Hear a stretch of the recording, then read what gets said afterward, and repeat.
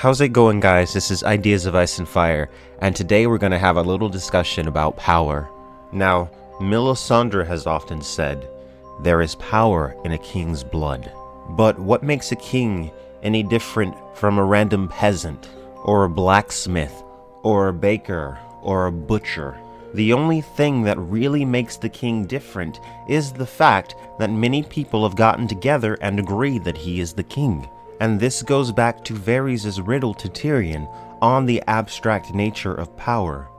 Power resides where men believe it resides. There is something to be said for the power of belief. When Daenerys walks onto that pyre, she believes that she will not be harmed.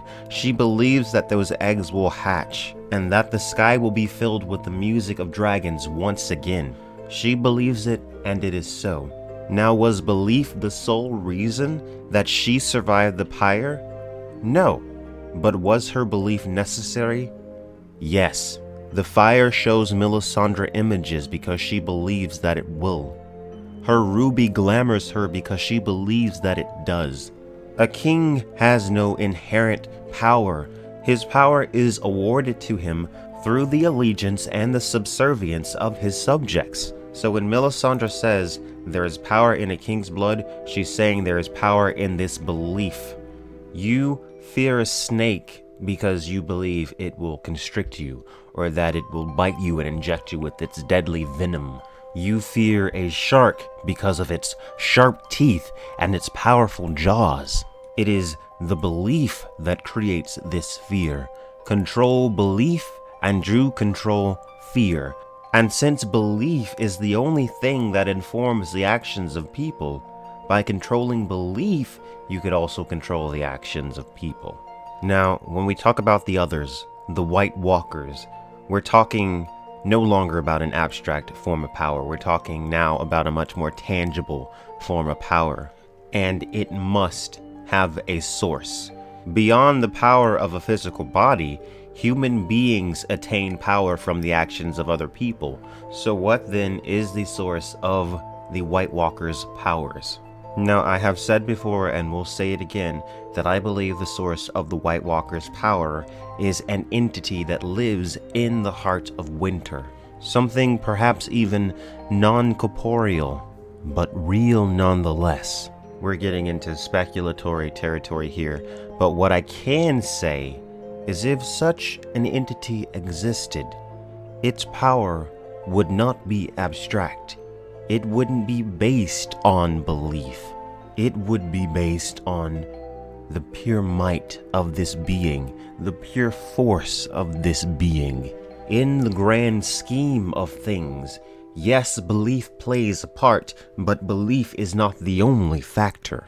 We can talk about belief as in how it informs actions, and we can also talk about belief in the metaphysical sense, as in how Daenerys believes that she can step into a fire and survive, as in how Melisandre believes that if she stares into a fire long enough that she will see visions from the Lord.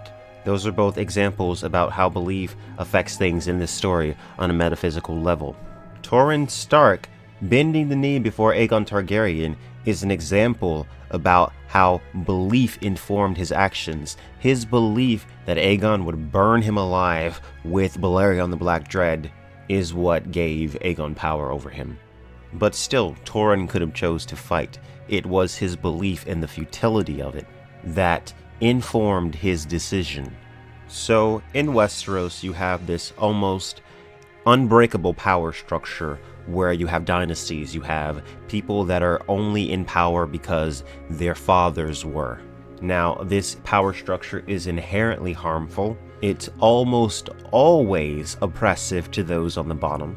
Most of the times when you have power structures like this, you have the powerful attempting to control the belief of the people on the bottom through propaganda, because like I said, belief informs the actions of people. If everyone believes that the king is powerful and that you should fear the king, they will fear the king. If they believe that the king is weak and should be overthrown, that will feed rebellion. In conclusion, it is the fact that beliefs inform actions that gives them their power. though there are in fact forces that possess power without regard to belief. Thank you guys for watching. Make sure you like and subscribe for more ideas of Ice and Fire, and check out my Patreon for exclusive content.